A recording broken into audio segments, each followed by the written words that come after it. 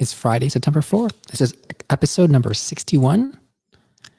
Should I hold my single family holdings in an LLC, or is an umbrella insurance policy enough?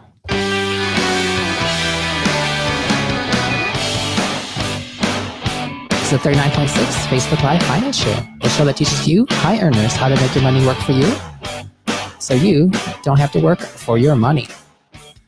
We talk general investing, taxes, real estate syndications, Airbnb, and even the car you drive. This is a 5-minute Friday episode, so we're going to try to do this one quick.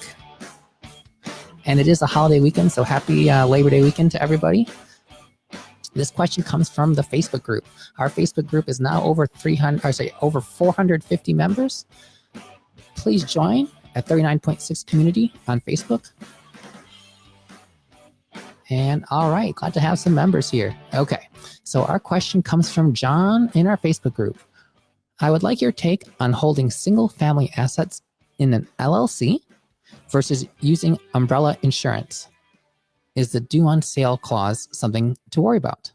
So first of all, we only own 3 single family properties. The one that we currently live in, that we have Airbnb'd quite a bit in the past. The one that we first bought when we moved to Dallas 5 years ago, and that's the other half of the building which we live in. It's a duplex, but they're 2 separate properties. And there's the condo that I bought in medical school and lived through residency.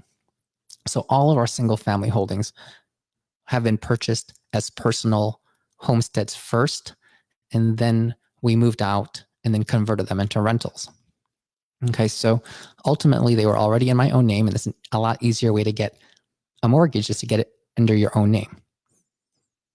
So we did that, and then when we moved out of the first one and out of the second one, we put them into a series LLC, which is something that we have. I don't necessarily recommend for it or against it. It's not necessarily recognized in every state, so there's some pluses and minuses to it, but it's basically one LLC, and each series has one of those 2 other properties.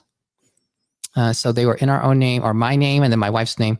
And then after we moved out, we transferred them to the LLC. One of the concerns is the due on sales clause, due on sale clause. If you transfer it and change the title from a person to an entity, the mortgage company could ask you to pay the remaining balance completely. This is something I've only heard of anecdotally. Is it something that I worry about? Not really, because it's a very low likelihood. And ultimately the mortgages are getting paid and the banks want to get paid. So there are a lot of things in life that I can worry about. That's not something that I get too concerned about, but it is something in the back of my mind. Okay. Once it's in the LLC, then you have that asset protection from the LLC, as well as the anonymity. And that's one of the really nice things about having an LLC, is that you don't have your name on that asset anymore. Properties go into county records, tax records. People can easily find this stuff online.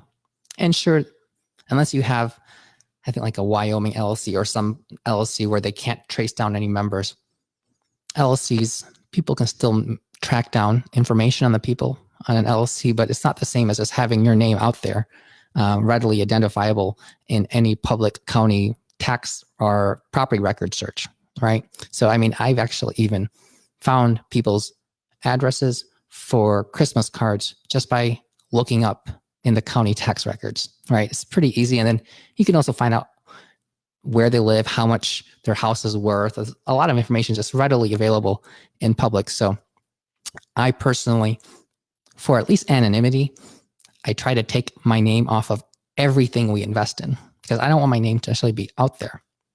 Now, our homestead, we keep it in our own name, or it's actually in the name of our family revocable living trust.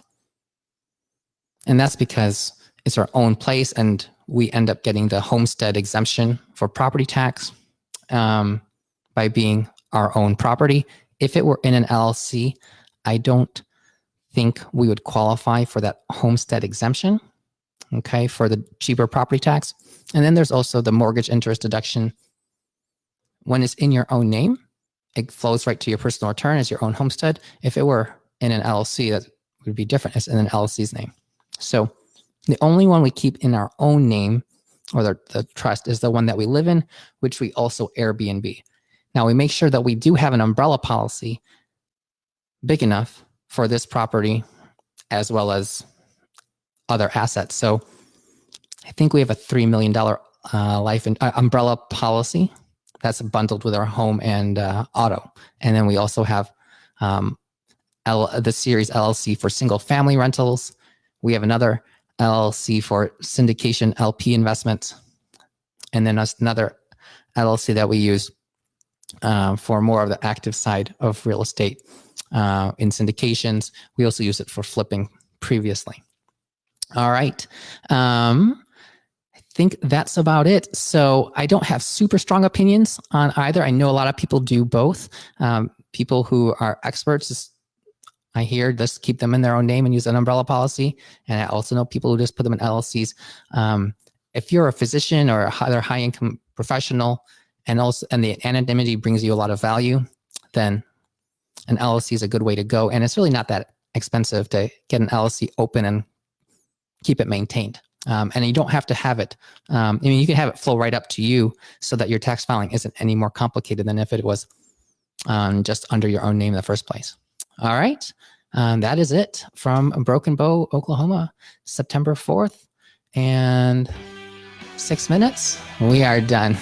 All right. That's episode number 61. Join our Facebook group and have a great weekend. Until tomorrow.